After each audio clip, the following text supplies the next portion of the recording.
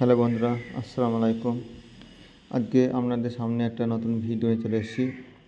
আর এটা সকলেই জেনে রাখা ভালো, হয়তো আপনাদের সকলের কাজে লাগবে ভবিষ্যতে। আজকে একটা ওষুধ সম্পর্কে একটা ভিডিও নিয়ে চলে এসেছি, যে কোন ওষুধ কীভাবে বা কতক্ষণ রাখবেন সেটা একটা ছোট্ট একটা ভিডিও, 3 মিনিট 8 সেকেন্ডের একটা ভিডিও। সকলে শেষ অবধি দেখবেন। আজকে আপনাদেরকে জানাবো সিরাপ খোলার পর কতদিন ভালো থাকে। ধরুন একটা আপনি ওষুধ খেলেন, সেই ওষুধটা রেখে দিলেন আর লাগলো না, অবশিষ্ট থেকে গেল, সেই ওষুধটা আপনি কতদিন পরে খেতে পারবেন, আর সেটাই আপনাদেরকে জানাবো।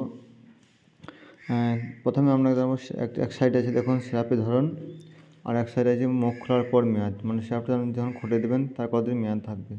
হয়তো আপনাদের ওষুধটা ডেট থাকবে এক্সপায়ারি, এতদিন থাকবে 2026, 27 সাল, 28 সাল পর্যন্ত, কিন্তু ততটা খাওয়া যাবে না যে আপনার সিল খুলে দিলে। তাই আমি প্রথমে জানাবো প্যারাসিটামল সিরাপ। আর এই প্যারাসিটামল সিরাপ যখন আপনি খেতে শুরু করবেন বা বাচ্চাদের খাওয়াবেন, যখন আপনি সিল করে দেবেন মুখটায়, আপনাকে 4 থেকে 6 সপ্তাহের মধ্যে খেতে হবে, তার বেশি খাওয়ানো যাবে না, ফলে সেটা রিজেক্ট হয়ে যাবে। হয়তো ডেট থাকবে কিন্তু খাওয়া যাবে না। অ্যান্টিবায়োটিক সিরাপ, যে কোনো ধরনের অ্যান্টিবায়োটিক, যেন অ্যামক্সিসিলিন, এজিথ্রোমাইসিন, সেফিক্সিন, বিভিন্ন ধরনের অ্যান্টিবায়োটিক বাচ্চাদের রূপে পাওয়া যায় বাচ্চাদের খাওয়ার জন্য। তাই এই অ্যান্টিবায়োটিক যখন আপনি খাবেন বা শুরু করবেন, সিল খুলবেন, মুখ খোলার সময় 7 থেকে 10 দিন আপনাকে খেতে হবে, আর ফ্রিজে রাখতে হবে। অনেক সময় ফ্রিজে না রাখলে হয়, সব অ্যান্টিবায়োটিক রাখতে হয় না ফ্রিজে। আর কাশি সিরাপ যখন আপনি মুখ খুলবেন, তার থেকে 4 থেকে 6 সপ্তাহ খাওয়া যাবে, তারপর আপনি ওষুধের ডেট থাকলেও আপনার ওষুধটা খাওয়া যাবে না। তাই বাচ্চাদের যখন কাশি সিরাপ বা বড়দের কাশি সিরাপ, যখন আপনি সেই কাশি সিরাপে মুখ খুলবেন, সিল খুলবেন, 4 থেকে 6 সপ্তাহ খাওয়া যাবে, তারপর কিন্তু আর খাওয়া যাবে না। তাই 4 থেকে 6 সপ্তাহ কিন্তু আপনাকে খুব সুন্দরভাবে পর্যবেক্ষণ রাখতে হবে।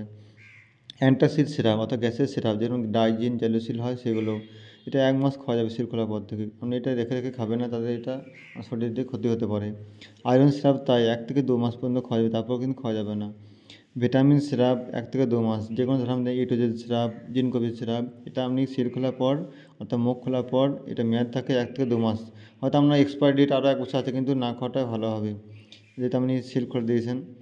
আর অ্যান্টিফাঙ্গাল সিরাপ 7 থেকে 14 দিন।